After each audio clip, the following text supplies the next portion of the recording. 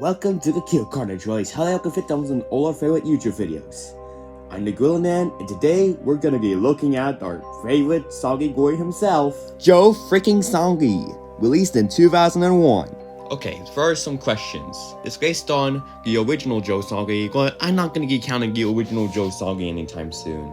And as for Haunted Mansion, well, no way am I gonna cover it anytime soon. It turned out to be an interactive game, so I'm not gonna be covering it anytime soon as well.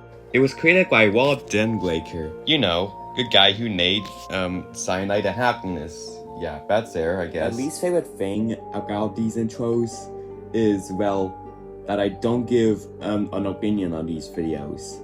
So, I actually like this episode. I think it's a good way to start off what we now know as Joe Soggy, because this is freaking Joe Soggy, and I know that people are gonna be talking about Joe Soggy when I covered it. Okay, let's start the intro right now.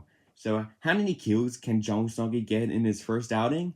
Let's go into oh, sorry, it's been a long time. Let's just get to the kills already. The movie begins in a cemetery, filled to the brim with no name tags. Oh, and for some kill counters, do not count gravestones. They don't go on the count.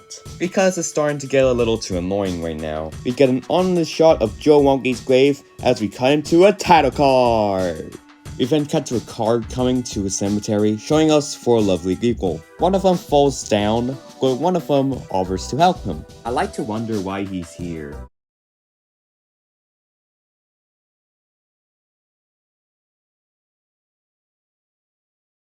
If you're going to have an issue with it, this is only one of the first 2. So what he needs to do is to try to make a mark on the world. And I think you know that it's Joe Wonky's grave. As the 2 clock knockers look at him, he begins by drawing a little R in it.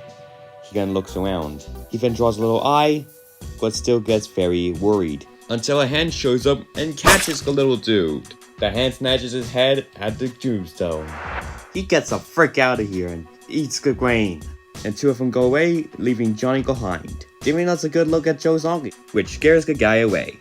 We get an awesome chase scene with Johnny getting eaten alive off screen. Oh, should we get Johnny back? I'm sure he's fine. Well, unfortunately, he's not fine.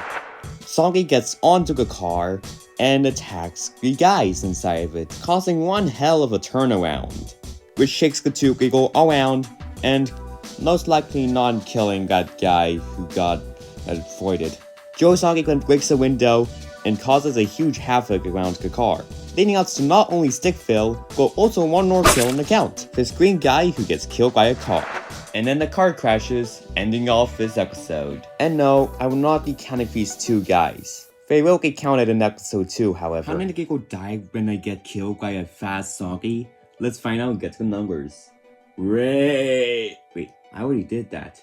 Whatever, I'm running out of ideas anyway. Wait!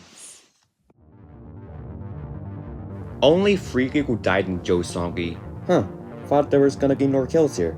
Oh well, at least we still got that blue guy chart. Why? I'll give the Wiggly RPG for coolest kill to that first guy who died. I think you know why. It's so iconic. For lazy next night for Elena's death, we'll go to Johnny, cause he's the only off-screen kill of the movie. And that's it. Joe Soggy came out in 2001, and people really enjoyed it. So much so that they made an entire series.